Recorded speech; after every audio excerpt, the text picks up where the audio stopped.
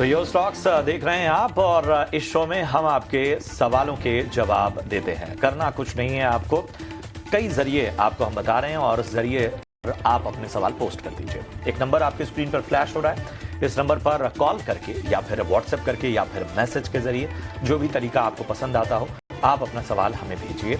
इसके अलावा social media पर अगर आप एक्टिव हैं तो वहां पर भी अपने सवाल आप भेज सकते हैं। कमेंट करिए, रिप्लाई कीजिए, जो भी आपको तरीका पसंद आता हो। यूट्यूब पर ये शो लाइव देखते वक्त कमेंट बॉक्स में ड्रॉप कीजिए अपना सवाल, और हम यूट्यूब के सवालों को भी अपनी चर्चा में शामिल करते हैं। याद रखिए माफ कीजिए, जब भी अपना सवाल पूछिए तो अपना और अपने शहर का नाम आप अपना सवाल पूछते हैं तो आप अपने शहर का नाम, अपने शेयर का नाम, कितनी क्वांटिटी आपने ली है और किस भाव पर आपने लिया है, ये आप ज़रूर हमें भेजें। और आप कहाँ से अपना सवाल भेज रहे हैं ये भी हमें ज़रूर भेजें। तो ये था सवाल पूछने का ज़रिया और तरीका। काफ़ी आसान तरीका है, लेकिन बाज़ार पर एक नज़र डाल लेते हैं, क्योंकि काफ़ी अच्छी खासी रिकवरी हमें निचले स्तरों से देखने को मिली है। निफ्टी की बात करें तो यहाँ पर 25 पॉइंट चढ़कर 25,985 के लेवल के आसपास कारोबार करता हुआ बैंक निफ्टी में एक बेहतर मोमेंटम दिखाई दे रहा है। 128 अंकों की तेजी और 58,950 के लेवल के ऊपर कारोबार कर रहा है। मिड कैप और स्मॉल कैप इंडेक्स पर भी नजर डालें तो मिड कैप में भी यहाँ पर खरीदारी देखने को मिल रही है। 165 अंकों की तेजी 60,250 के लेवल के आसपास मिड कैप इंडेक्स कारोबार कर रहा है। स्मॉल कैप इंडेक्स की बात करें तो यहाँ पर सपाट कारोबार कह सकते हैं। मार्केट ब्रेथ यहाँ पर देखिए तो ये भी मजबूत एडवांसेस के पलड़े पर 1520 शेयर्स और डिक्लाइंस में 1285 शेयर्स कारोबार कर रहे हैं। तो काफ़ी मोमेंटम अच्छा बना हुआ है। शुरुआत अच्छी हुई थी बाजार की, लेकिन वहां से बाजार ने एक गिरावट दिखाई और अब जो है वो रिकवरी आती हुई मार्केट में। लेकिन अगर गेनर्स की बात की जाए तो BEL कल गिरावट थी, लेकिन आज यहां पर खरीदारी निफ्टी का टॉप गेनर बना हुआ है 1.5% से ज़्यादा की तेज़ी के साथ। SBI यहां पर अच्छे खासे रिकॉर्ड स्तरों पर कारोबार कर रहा है और 1.5% की तेज़ी यहां पर दिखाई दे रही है। लेकिन चलिए अपने गेस्ट को जोड़ लेते हैं। आज आपके सवालों का जवाब देने के लिए हमारे साथ हैं हमारे खास मेहमान पृथ्वी फिनवार्ड के हरीश जुजारे जी।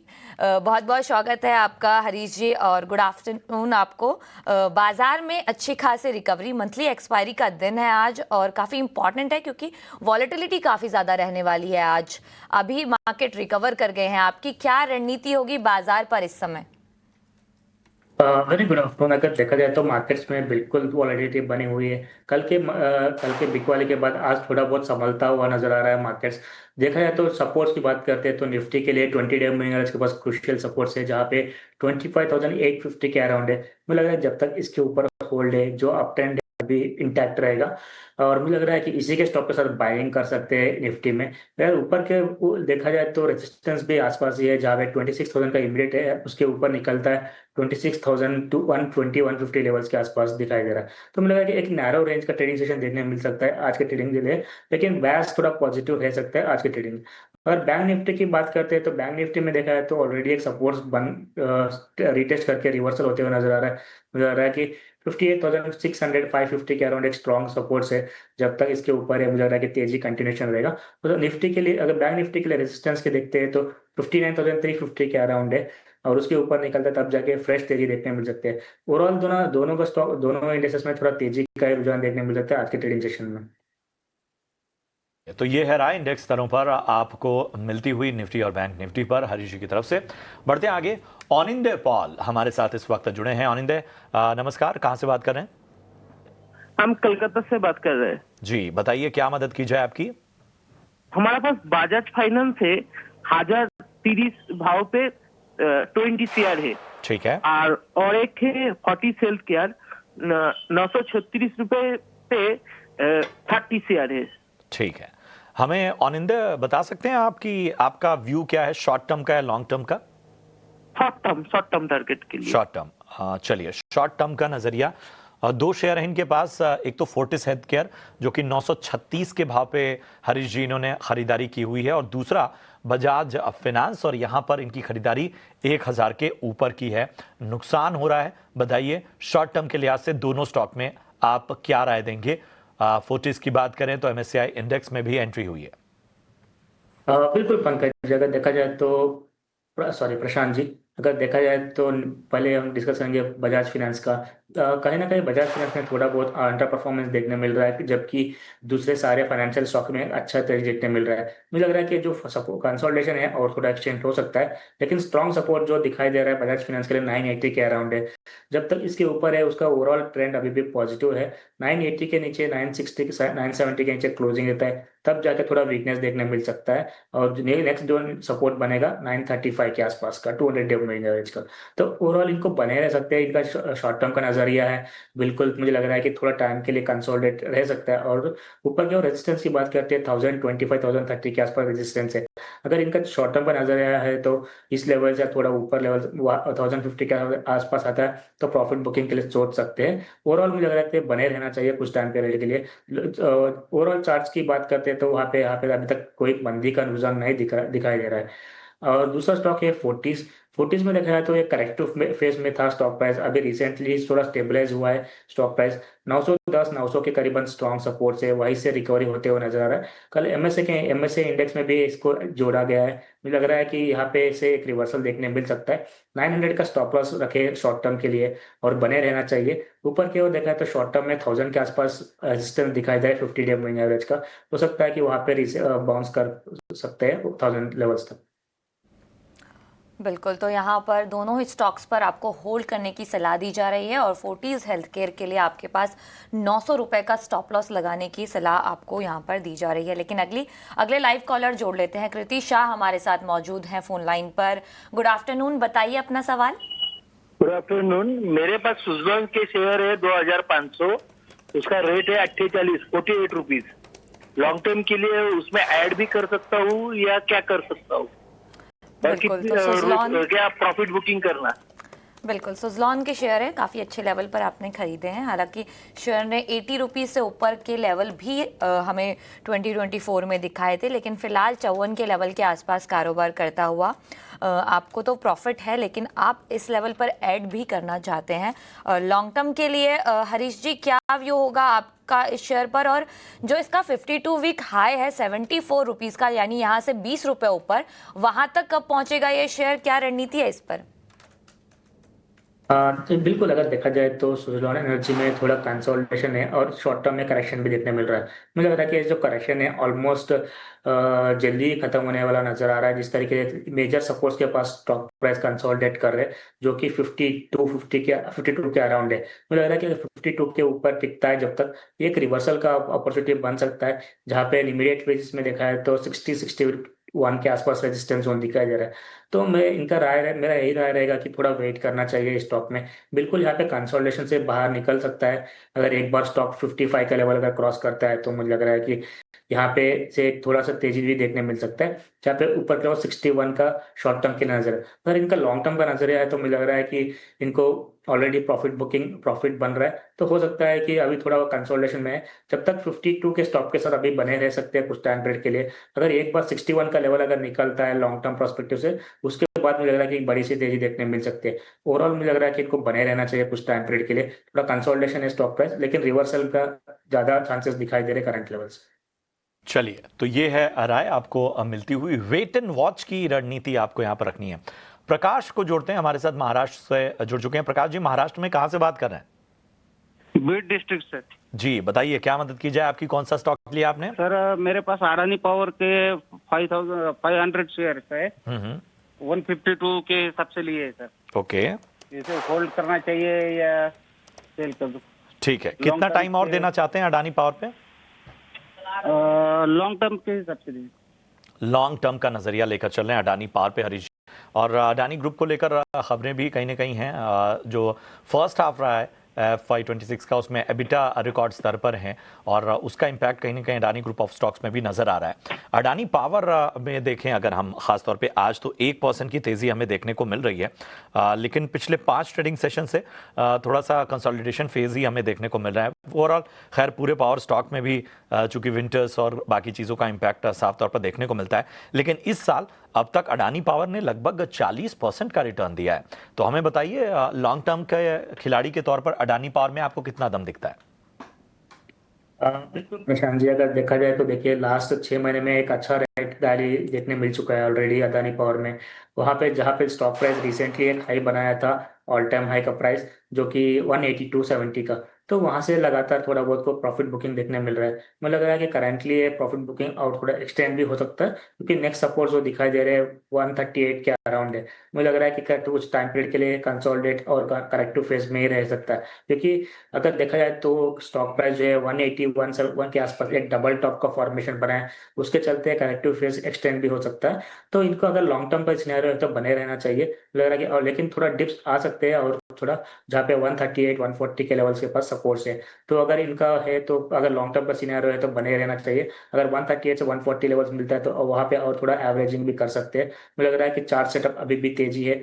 एक बार 140 से रिवर्सल होता है तो मुझे लग रहा है कि यहाँ से बड़ा सा तेजी देखने मिल सकता है। तो बने रहने की रिकमेंडेशन रहेगी, एडवाइस रहेगी, और नीचे में मिलता है तो एड ऑन भी कर सकते हैं। अदानी पावर पर ये राय है हरीश जी की तरफ से आती हुई। लेकिन अगले लाइव कॉलर की ओर बढ़ लेते हैं। जैदी मुंबई से हमारे साथ जुड़ चुके हैं। गुड आफ्टरनून, बताइए क्या सवाल है आज आपका। आरबीएल बैंक है मेरे पास, जो है वो रेट अभी ऑल टाइम हाई से डाउन जा रहा है, 216 की बाइंग है, तो जरा बताएंगे तो कि क्या करना है अभी मुझे। बिल्कुल, आरबीएल बैंक बैंकिंग का लॉन्ग मोमेंटम टर्म काफी ज्यादा एक साल स्ट्रांग तक है। रुक सकता हूँ। ओके, तो 2000 शेयर्स है आपके पास 216 रुपए के भाव से। पहले तो कॉन्ग्रेचुलेशंस, काफ़ी अच्छा स्टॉक आपने पकड़ा है। और इसका मोमेंटम अगर मैं देखूँ तो 6 महीने में 50%, और अगर एक साल की बात करें तो यहाँ पर लगभग डबल हो चुका है ये शेयर। तो आपने भी ये रैली कैच की है कहीं ना कहीं 216 के लेवल पर। काफ़ी अच्छा मुनाफा, बहुत बहुत बधाई आपको। लेकिन अब आगे क्या करना है इसके लिए हरीश जी बताइए। इस लेवल पर क्या किया जाए? काफ़ी अच्छा प्रॉफिट है, प्रॉफिट बुक कर ले या फिर होल्ड करें आगे के लेवल के लिए? आगे क्या टारगेट्स होंगे इस पे? बिल्कुल, अगर देखा जाए तो लास्ट कुछ दिनों से प्राइवेट सेक्टर बैंक्स में एक अच्छा रैली देखने मिल रहा है। वहाँ पे क्लियरली और परफॉर्मेंस है मार्केट्स में, प्राइवेट सेक्टर बैंक्स में, स्पेशली छोटे बैंक्स में देखा जाए तो फेडरल बैंक हो गया। मुझे लग रहा है कि इस बैंक आरबीएल में भी देखा है तो अच्छा रैली ऑलरेडी देखने मिल चुका है। तो स्टॉक प्राइस में है। और दूसरा चीज है कि स्टॉक में एक कॉर्पोरेट रिस्ट्रक्चरिंग भी होते हुए नजर आया रिसेंटली, फ्रेश बायर्स भी देखने मिल रहा था। तो उसके चलते मुझे लग रहा है कि यहाँ पे एक ऑलरेडी ब्रेकआउट हो चुका है स्टॉक प्राइस में। 270 280 के पास जो रेजिस्टेंस था उसके ऊपर होल्ड कर रहा है ऑलमोस्ट स्टॉक प्राइस। मुझे लग रहा है कि 300 के पास एक स्ट्रॉन्ग सपोर्ट है। जब तक इसके ऊपर है, मुझे लग रहा है कि 300 के ऊपर है, तेजी कंटिन्यूएशन रह सकती है आगे भी। तो अगर इनका लॉन्ग टर्म का नजरिया है तो 300 के स्टॉक के साथ बने रहना चाहिए। और भी क्योंकि आगे अगर अगर ऊपर के और लेवल्स देखते हैं तो आगे में ऑलमोस्ट 350 से लेकर 360 के लेवल्स तक देखने मिल सकते हैं आगे जाके। तो ओवरऑल बने रहने की राय रहेगी, लेकिन स्टॉप लॉस मेंटेन करना चाहिए 300 का। अगर 300 के नीचे फिसलता है तो तब जाके ही इनको प्रॉफिट बुकिंग का रिकमेंडेशन रहेगा करंट। बिल्कुल, तो आरबीएल बैंक पर होल्ड करने की सलाह। आगे 360 तक के लेवल भी दिख सकते हैं, लेकिन एक स्टॉप लॉस है 300 रुपए का, वो ज़रूर बनाकर रखें। तो यहाँ पर वक्त तो चला है एक छोटे से ब्रेक का। ब्रेक के बाद जल्द लौटेंगे और आपके सवालों का सिलसिला दोबारा शुरू करेंगे।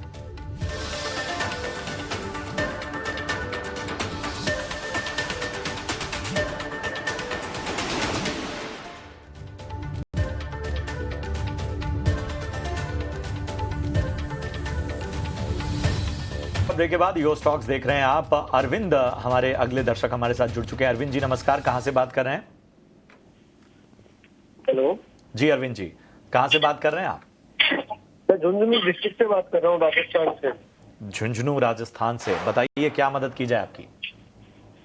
सर एनसीसी के लिए पूछ रहा था कि बहुत डाउन जा रहा है, तो 77 में लिया हुआ है मेरा, 77 की रेट में। तो अभी होल्ड करूँ या एक बार इसको सेल कर लूँ?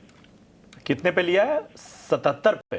77, हाँ सर। चलिए, तो ठीक है, आप फायदे में तो हैं, लेकिन हाँ, आपकी चिंता जरूर वाजिब है एनसीसी को लेकर, क्योंकि अगर हम पिछले 5 ट्रेडिंग सेशन में देखें तो 4.5% तक टूटता हो। पिछले 1 महीने में लगातार एक डाउन ट्रेंड, पिछले 6 महीने से भी स्टॉक जो है वो दबाव में ही है 26% से ज़्यादा का। और इस साल अब तक का 37.5% से ज़्यादा का जो है वो करेक्शन झेल चुका है। बताएं हरीश जी, क्या करना चाहिए? बाइंग प्राइस तो अच्छी है 77 की, लंबे समय के लिए होल्ड रखना चाहते हैं, लगता है कि थोड़ा सा और इंतजार करना चाहिए? हाँ, देखिए जिस तरीके से करेक्टिव फेस देखने मिल रहा है, लगातार एक डाउन ट्रेंड में है एनसीसी। और जो मेजर सपोर्ट था 170 का, तो ऑलमोस्ट उसी के आसपास ट्रेड होते नजर आ रहा है। अगर आज की इसका ट्रेडिंग सेशन अगर 170 के नीचे ट्रेड होता है तो लगातार, तो मुझे लग रहा है कि उसी और थोड़ा एक्सटेंड हो सकता है डाउन ट्रेंड। तो जहाँ पे नेक्स्ट सपोर्ट बनेगा 145 के अराउंड। तो मुझे लग रहा है कि अगर इनका लॉन्ग टर्म नजरिया है, अगर इनका, क्योंकि बाइंग ऑलरेडी बहुत नीचे सर्व है, तो हो सकता है कि इसका स्टॉक के साथ बने रह सकते हैं। नहीं तो मुझे लग रहा है कि नेक्स्ट सपोर्ट, मेजर सपोर्ट है 145 के आसपास। मुझे लग रहा है कि वहां तक और स्टॉक चल सकता है। लेकिन जो 145 है स्ट्रॉन्ग सपोर्ट बना रहेगा। मुझे लग रहा है कि वहां से अगर स्टार्ट होता है रिवर्सल देखने भी मिल सकता है। लेकिन अभी तक फिलहाल के लिए शॉर्ट टर्म के नजरिया में से देखा है तो 170 का इमीडिएट सपोर्ट है। 170 के नीचे मुझे लग रहा है कि और थोड़ा वीकनेस देखने मिल सकता है, जहाँ नेक्स्ट सपोर्ट बनेगा 145 के करीब। बिल्कुल, तो एनसीसी पर ये सलाह आ रही है हरीश जी की तरफ से। लेकिन अगले लाइव कॉलर हमारे साथ जुड़ चुके हैं, राजेंद्र फोन लाइन पर बने हुए हैं। बताइए कौन सा सवाल है आज आपका। गुड आफ्टरनून मैडम, मैंने विप्रो लिया था 245 के हिसाब से 180 क्वांटिटी, ओके, तो उसका क्या करूं मैं? बिल्कुल, विप्रो पर 246 का भाव है, आपके भाव के आसपास ही है। हाँ। 180 क्वांटिटी। आप कितने टाइम तक होल्ड करना चाहते हैं और अब खरीदारी कब की है आपकी? मेरी खरीदारी भी 15 दिन पहले की है। ओके, हाल ही की खरीदारी है आपकी। और कितना वेट कर सकते हैं? मैं होल्ड कर सकता हूँ, कोई प्रॉब्लम नहीं। बिल्कुल, तो आईटी सेक्टर की दिग्गज कंपनी विप्रो एक साल में देखें तो 15% का डाउन साइड और अपनी तेजी को 6 महीने से सस्टेन नहीं कर पा रहा है ये कहीं ना कहीं। बताइए हरीश जी, विप्रो पर क्या सलाह होगी आपकी इनके लिए, क्योंकि हाल में नतीजे भी जब जारी किए थे तो मिक्स्ड ही नंबर थे, मुनाफे में गिरावट थी, उसके बाद शेयर ने डाउन ट्रेंड दिखाया है। बिल्कुल, अगर देखा है तो देखिए लास्ट एक आईटी सेगमेंट, पूरा आईटी पैक की बात करते हैं तो जहाँ पे ऑलमोस्ट देखा जाए तो सारे के सारे मेजर ऑफ द स्टॉक्स देखा जाए तो थोड़ा बहुत अंडर परफॉर्म किए हुए, लेकिन रिसेंटली स्टेबलाइज होकर वहां से नीचे लेवल से रिकवरी भी देखने मिल रहा है। मुझे लग रहा है विप्रो में भी एक अच्छा रिकवरी देखने मिल सकता है। ऑलमोस्ट स्टॉक प्राइस जो है एक छोटा सा रेजिस्टेंस दिखाई दे रहा है, और जो कि 250 के आसपास है। अगर जी, 250 के बाद चलिए। देखा जाता है तो मुझे लग रहा है कि एक ट्रायंगल ब्रेकआउट का फॉर्मेशन बन जाए। एडिशन में, जी हाँ, योर स्टॉक यानी आपका शो, जहां हमारे दिग्गज एक्सपर्ट्स देंगे आपके सवालों के जवाब। मेरा नाम है रक्षा रावत और मेरे साथ हैं मेरे सहयोगी प्रशांत पांडे। और अगले आधे घंटे तक हम आपके जवाब, आपके सवालों के जवाब हमारे दिग्गज एक्सपर्ट्स से लेने वाले हैं। तो आप सवाल भेजेंगे कैसे, पहले ये जान लेते हैं। योर स्टॉक्स में सवाल भेजने का तरीका काफ़ी आसान है। आपकी स्क्रीन पर एक नंबर फ्लैश हो रहा है, इस पर फ़ोन करके, एसएमएस करके या फिर व्हाट्सएप के ज़रिए आप हम तक सवाल पहुंचा सकते हैं। अगर आप हमारे सोशल मीडिया प्लेटफॉर्म पर जुड़े हैं तो आप हमारे फेसबुक पेज, ट्विटर हैंडल और इंस्टाग्राम पेज पर भी अपना सवाल पूछ सकते हैं। अगर आप ये वीडियो लाइव देख रहे हैं तो आप कमेंट बॉक्स में भी अपने सवाल छोड़ सकते हैं। तो ये था सवाल पूछने का तरीका, जो कि काफ़ी आसान है।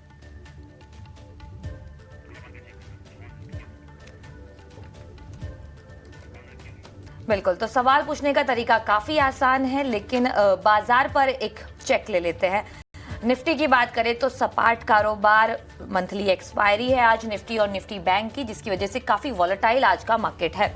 सपाट कारोबार 25,963 के लेवल के आसपास कारोबार कर रहा है। कहीं ना कहीं वो जो 26,000 का लेवल है वो आज निफ्टी पर नहीं दिखाई दे रहा है, वहां से फिसलता हुआ लगातार। निफ्टी बैंक की बात की जाए तो यहाँ पर भी काफ़ी वॉलेटिलिटी देखने को मिल रही है। सपाट या फिर 22 अंकों की हल्की खरीदारी के साथ 58,863 के लेवल के आसपास कारोबार कर रहा है।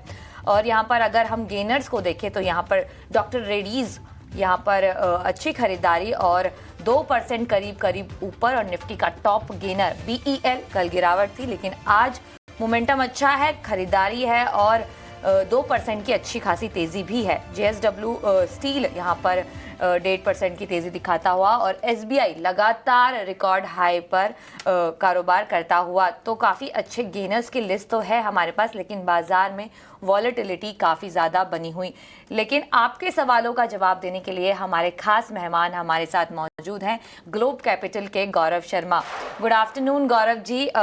बाजार पर क्या रणनीति है आपकी? आज मंथली एक्सपायरी का दिन है निफ्टी और निफ्टी बैंक की, मार्केट में वॉलेटिलिटी काफ़ी बनी हुई है। 26,000 का वो लेवल जो हम निफ्टी पर देखना चाहते हैं, वो कब, कैसे लौटेगा, कब तक लौटेगा? क्या रणनीति होगी आपकी बाजार पर, निफ्टी और निफ्टी बैंक पर? Hi, good afternoon, Raksha. Thanks for having me today. देखिए, आज एक्सपायरी भी है और बाजार बिल्कुल डल ट्रेड कर रहा है।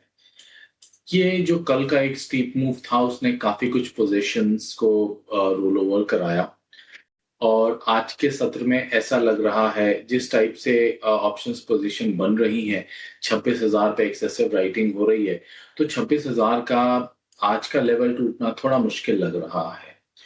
तो आई थिंक बाजार यहाँ से 26,000 26,050 की रेंज में कुछ रेजिस्टेंस फेस करेगा और नीचे में मैं बात करूं तो 25,850 के स्ट्रॉन्ग सपोर्ट्स हैं। तो यही एक बाजार की मोरलेस आज की रेंज है और उसी के बीच में ट्रेड कर रहा है, मिडिल ऑफ द रेंज में। तो आई थिंक यहीं पे इन्हीं लेवल्स के आसपास ही क्लियरिंग एक्सपेक्टेड भी है। चलिए, तो ये है राय आपको निफ्टी और बैंक निफ्टी पर मिलते हुए। और यूट्यूब से हमारे एक दर्शक हैं इमरान खान, जो कि राजस्थान से हैं। इन्होंने सवाल पूछा है, इरेडा पर राय जानना चाहते हैं गौरव। यहाँ पर इनकी जो बाइंग प्राइस है वो मैं बता देता हूँ। इन्होंने 240 के भाव पे ख़रीदारी की हुई है, 1850 शेयर हैं और इनका नुकसान का जो दायरा है वो काफ़ी बड़ा है, काफ़ी ऊपरी स्तरों पर ख़रीदारी और उसकी वजह से नुकसान भी अच्छा खासा इनको होता हुआ। इरेडा पर बताइए क्या राय बन रही है, क्या थोड़ा इंतज़ार करना चाहिए? आपको लगता है थोड़ी बहुत रिकवरी हो सकती है इनके स्टॉक में? शायद 240 का खरीदा हुआ शेयर अभी 140 के अराउंड ट्रेड कर रहा है। कोई भी कंसोलिडेशन पे ब्रेकआउट नहीं ले पा रहा है इरेडा। कंसोलिडेट होता है, साइडवेज होता है, लगता है अब चलेगा बट नहीं होता, डाउन साइड में ब्रेकडाउन देता है। वीकनेस काफी ज्यादा नजर आ रही है। मुझे हाल फिलहाल 1-2-3 महीने में कुछ मेजर रिकवरी आती नहीं दिखाई दे रही है। मैं उन्हें सजेस्ट करूंगा एक स्टॉप लॉस ले लें यहाँ पे 135 का क्लोजिंग स्टॉप और उसके साथ अपनी पोजीशन को फिलहाल होल्ड करें। स्टॉप लॉस ट्रिगर होता है तो अपनी पोजीशन को एटलीस्ट 50% तो वहां पे काट ही। बिल्कुल, तो इरेडा पर ये सलाह है गौरव जी की ओर से आती हुई। लेकिन लाइव कॉलर हमारे साथ जुड़ चुके हैं, गोविंद सिंह। गुड आफ्टरनून, बताइए कौन सा सवाल है आज आपका? गुड आफ्टरनून मैम, मैं KNR कंस्ट्रक्शन ले रखे हैं मैम, 265 पे 300 शेयर हैं। 265 पर 300 शेयर्स जी, 265 एवरेज प्राइस। KNR कंस्ट्रक्शंस काफी ज्यादा गिरावट आ चुकी है आपके शेयर में, आपके खरीद भाव से काफी ज्यादा माइंड है मैम 1000 पे 50 शेयर हैं जी। हैप्पीएस्ट माइंड के 1000 पे आपके पास 50 शेयर्स हैं जी। बिल्कुल, तो दोनों ही स्टॉक इनके काफ़ी ज़्यादा नीचे आ चुके हैं इनके खरीद भाव से। हैप्पीएस्ट माइंड को देखें तो यहाँ पर एक साल में लगातार काफ़ी अच्छी पिटाई हो गई है शेयर की, 30% तक के डाउनसाइड इसने दिखाए हैं। 1000 रुपये पर इनकी खरीदारी है और जो अभी का भाव है वो 498 के आसपास है। और KNR कंस्ट्रक्शन की अगर बात की जाए तो 275 के लेवल की खरीदारी, 162 के लेवल चल रहे हैं। आज भी शेयर में प्रेशर है और पिछले 6 महीने की बात करें तो ये स्टॉक 30% तक टूट चुका है। गौरव जी, क्या सलाह होगी? दोनों ही शेयर्स पर काफी ज्यादा नुकसान में है। अच्छा, पहले KNR कंस्ट्रक्शन पे मैं अपना व्यू दे दूं। स्टॉक के अंदर वीकनेस काफी ज्यादा है, मुझे कोई यहाँ से मीनिंगफुल रिवर्सल की उम्मीद नहीं है। उन्हें एक स्ट्रॉन्ग हार्ड करके अपनी पोजीशन को ऑफलोड करना पड़ेगा। शेयर के पिछले लगातार 3 से 4 तिमाही के नतीजों पे अगर हम ध्यान दें तो टॉप लाइन और बॉटम लाइन दोनों के अंदर ही डीग्रोथ नजर में आ रही है, डिक्लाइन नजर में आ रहा है। देयरफॉर मुझे कोई मीनिंगफुल रिवर्सल नहीं है। यही कारण है कि स्टॉक के अंदर लगातार लोअर लोज बनते जा रहे हैं। अब इंपॉर्टेंट ये होगा एटलीस्ट वो अपनी रिमेनिंग कैपिटल को बचाएं और इससे अपनी पोजीशन को एग्जिट करें। पहली चीज, KNR में एग्जिट कर लेना चाहिए। दूसरा, उनके पास जो होल्डिंग है happiest mind, again very heavily beaten down stock, IT company, IT solutions की। बट इसके साथ एक बेटर चीज ये है कि इसका बिजनेस इंटैक्ट है। रिजल्ट्स एटलीस्ट कोई बहुत ज्यादा ग्रोथ नहीं पोस्ट कर पा रहा है कंपनी, तो बहुत ज्यादा कोई नुकसान या डीग्रोथ भी पोस्ट नहीं कर रहा है, अपनी एक स्टेडी रिटर्न्स की तरफ आ रहा है। तो यहाँ पे अपनी पोजीशन होल्ड कर सकते हैं। साथ ही साथ में कुछ और एड ऑन IT में अगर आप चाहें तो पोजीशन ले सकते हैं।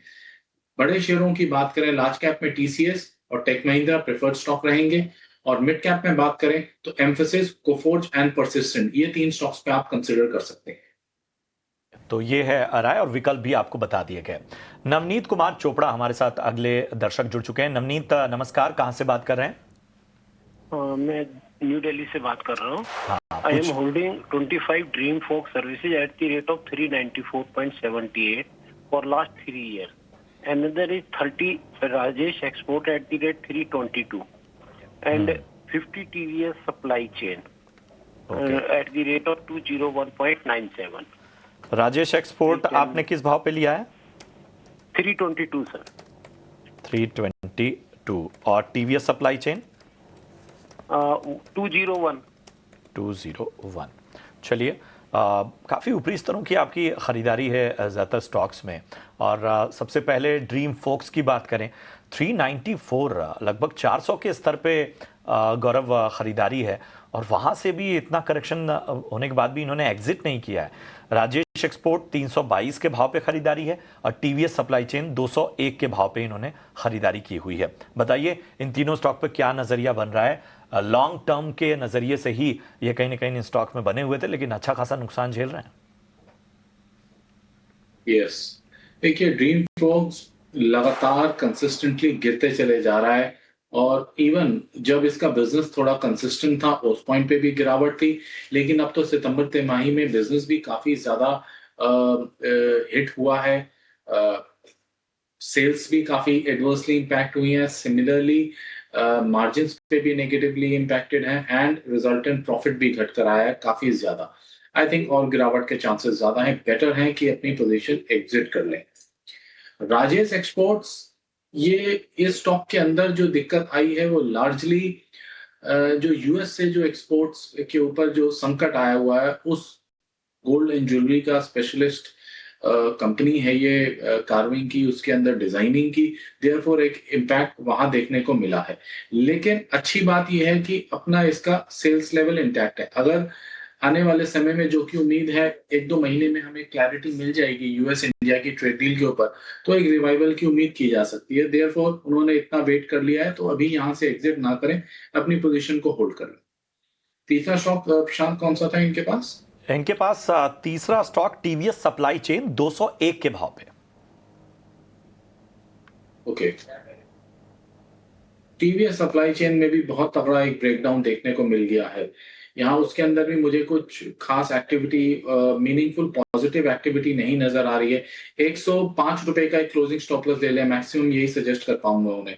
तीनों के तीनों शेयर्स में दिक्कत है, राजेश को होल्ड करें, बाकी दोनों में रिड्यूस और एग्जिट करें अपने पोजीशन। तो ये सलाह आती हुई आपके सारे स्टॉक पर गौरव जी की ओर से। लेकिन अगले लाइव कॉलर अनिल हमारे साथ जुड़ चुके हैं। नमस्कार अनिल, बताइए कौन सा सवाल है आज आपका? हेलो, हाय, गुड मॉर्निंग मैम। बताइए, गुड मॉर्निंग, सवाल बताइए। हाँ, मेरा इस डिफेंस पैक में 3 शेयर्स हैं, बीडीएल, एचएएल और मैजिगाडॉक। ओके, सारे तीनों में मेरा इस ऑपरेशन सिंदूर के टाइम में हायर साइड से परचेज किया हुआ मैडम, बहुत बैडली ट्रैप्ड हैं। क्या इससे समझ में नहीं आ पा रहा है, क्या मैं करूँ? हेवी लॉसेज हो रहे हैं इसमें। लेवल्स बताइए आपके, बीडीएल के क्या लेवल है आपके खरीदारी के? बीडीएल के लेवल हमारे बहुत सब माने मई में जिसमें ऑपरेशन सिंदूर था, हाईएस्ट 1900 के ऊपर लिया हुआ है। बिल्कुल, काफी ऊपरी स्तर की खरीदारी है फिर तो आपकी।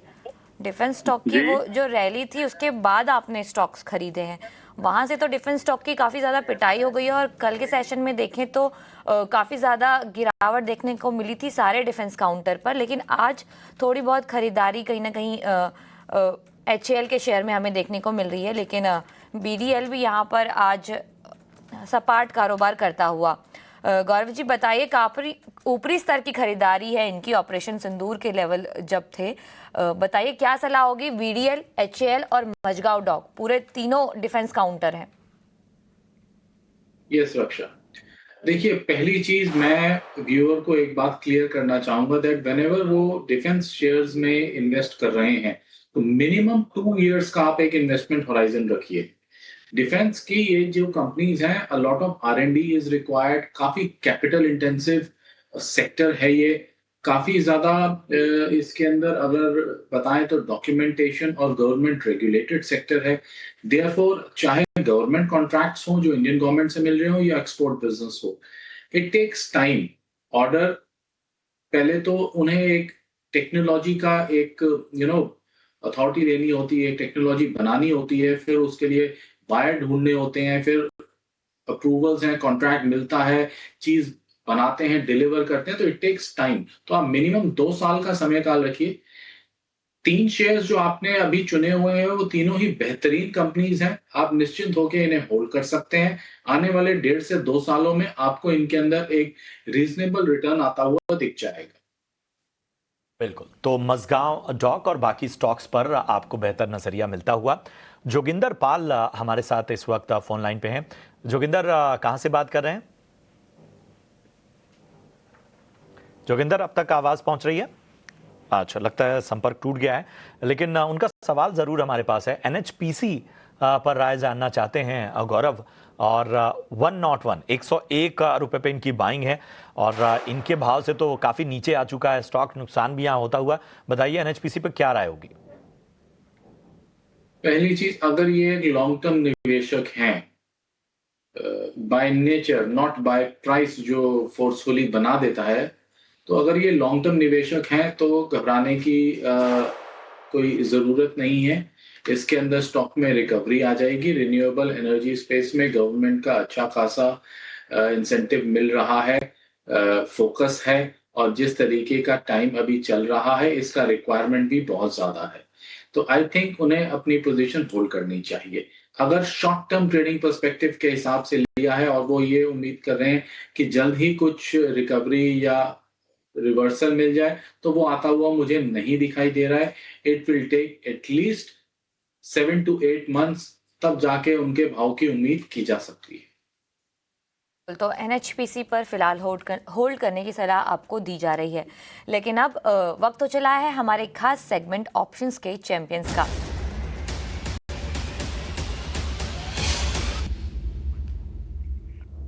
तो ऑप्शंस के चैंपियंस बताने के लिए आज हमारे साथ जुड़ चुकी हैं एंजल वन की स्नेहा सेठ। गुड आफ्टरनून स्नेहा जी, बताइए कहां पर नजर है आज आपकी ऑप्शंस में? तो अगर ऑप्शन सेगमेंट में देखें तो एक काउंटर जो काफी अच्छा लग रहा है, that is from PSU space, that is SBI.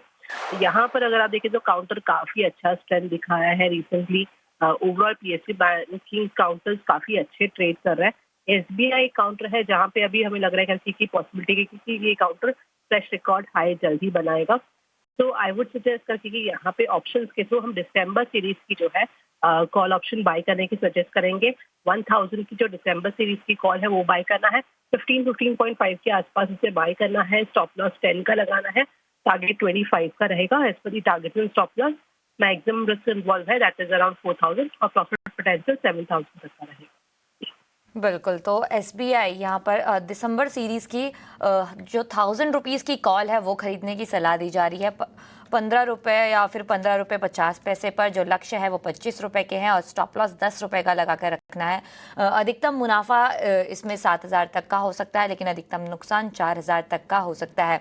बहुत बहुत शुक्रिया स्नेहा जी ये बेहतरीन कॉल हमारे दर्शकों को बताने के लिए।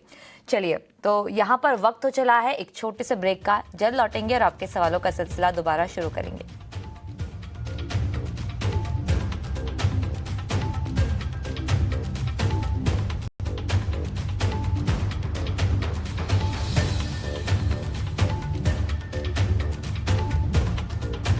ज़्यादा मीनिंगफुल इम्पैक्ट देखने को मिलेगा, क्योंकि जैसे अभी मैं कमेंट्री सुन रहा था तो उसमें बताया है कि फ्लाइट डाइवर्ट करने की बात की जा रही है। I don't really see any kind of a business loss coming in.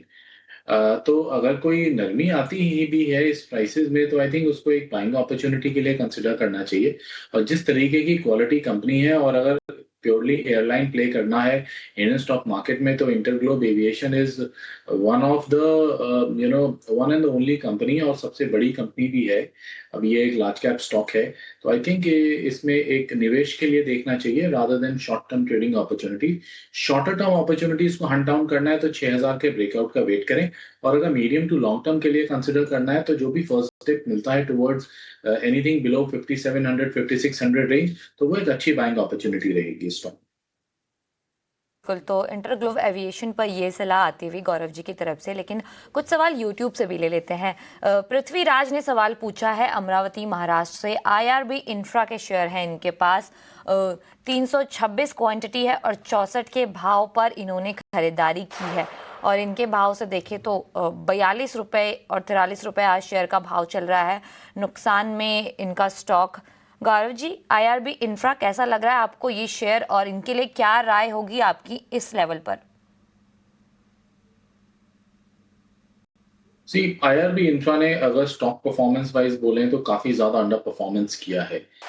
पिछले कुछ समय में अगर हम 1 महीने की भी बात करें तो भी नेगेटिव है, और मैं अगर क्वार्टरली भी अगर एक ब्रॉडर व्यू भी लेना चाहूँ तो भी इसके अंदर नेगेटिव है। ईयर टू डेट इस साल के अंदर लगभग 25% की गिरावट आई है स्टॉक के अंदर। आई डोंट थिंक कि यहाँ से अब बहुत ज़्यादा गिरावट बाकी है, उन्होंने वर्स्ट देख लिया है, उन्हें अपनी पोजीशन होल्ड रखनी चाहिए। मुझे 40 रुपए के नीचे जाता नहीं दिखता है ये स्टॉक, तो आई थिंक एक 40 रुपए के क्लोजिंग स्टॉक के साथ अपनी पोजीशन को होल्ड करें। अब अगर इसके फाइनेंशियल्स की भी बात कर लें तो फाइनेंशियल स्टेडीली होल्ड कर रहा है। यस, सितंबर क्वार्टर में हमें डिप जरूर आता दिखाई दिया है, बट मुझे उम्मीद है यहाँ से एक रिकवरी आनी चाहिए इसके बिजनेस फ्रंट के ऊपर। तो मेरी तरफ से एक होल्ड की सलाह रहेगी इस स्टॉक में फिलहाल। बिल्कुल, तो IRB इंफ्रा पर होल्ड की सलाह और यहाँ से रिकवरी आने की उम्मीद जताई जा रही है। बहुत बहुत शुक्रिया गौरव जी ET नाउ स्वदेश को समय देने के लिए और हमारे दर्शकों के जो सारे क्वेश्चंस थे उनका आंसर देने के लिए बहुत बहुत शुक्रिया आपका। तो वक्त तो चला है अब एक छोटे से ब्रेक का। ब्रेक के बाद अगला शो है स्टॉक फटाफट। कहीं मत जाइए, जुड़े रहिएगा ET नाउ स्वदेश के साथ। नमस्कार।